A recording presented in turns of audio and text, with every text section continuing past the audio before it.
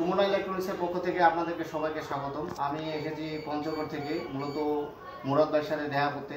আসলে মুরাদ ভাইয়ের সাথে আমাদের পরিচিতি হয় আমি যখন কাদের ট্রেনিং ইনস্টিটিউটে প্রশিক্ষণরত ছিলাম, ওইখানে মুরাদ ভাইয়ের প্রশিক্ষণ করেছে। ইনি অনেক সিনিয়র ছিল আমার চেয়ে, তো উনি স্যারের সাথে দেখা করতে যায়, সেই সূত্রে ওনার সাথে আমার পরিচয়। তো আমি আসলাম মুরাদ ভাইয়ের সাথে দেখা করতে। দেখি যে মুরাদ ভাইয়ের দোকানে প্রচণ্ড কাজের চাপ।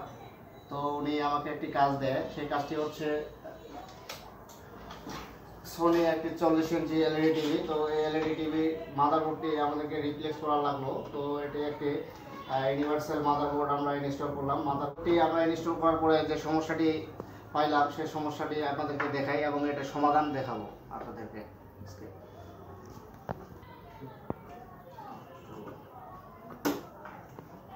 তো দেখেন, এই যে আমাদের টিভিটি রান হয়েছে, কিন্তু ব্রাইটনেস এবং কালার সঠিক নেই, হালকা আসতেছে, বারবার দেখাচ্ছে। তো এটি আমরা সমস্যাটি এখন সমাধান করব। সমস্যাটি সমাধান করে আপনাদেরকে দেখাবো। পিকট বোর্ডে যে এলবিএস ভোল্টেজ রয়েছে 3.3, এটিকে আমরা এলভিডিএস এর 45 নম্বর পিনে জাম্পার করব।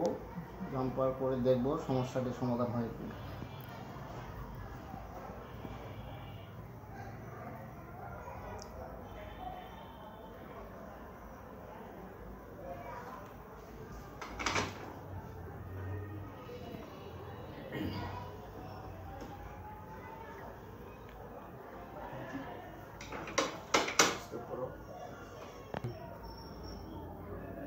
এলবিএস না 45 নম্বর পিকনের 45 নম্বর পিন গ্রাউন্ড করে দেওয়ার পরে আমাদের সমস্যাটি সমাধান হয়ে গেছে।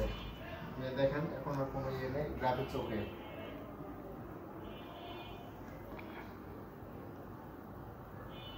সমস্যাটি সমাধান হয়ে গেছে।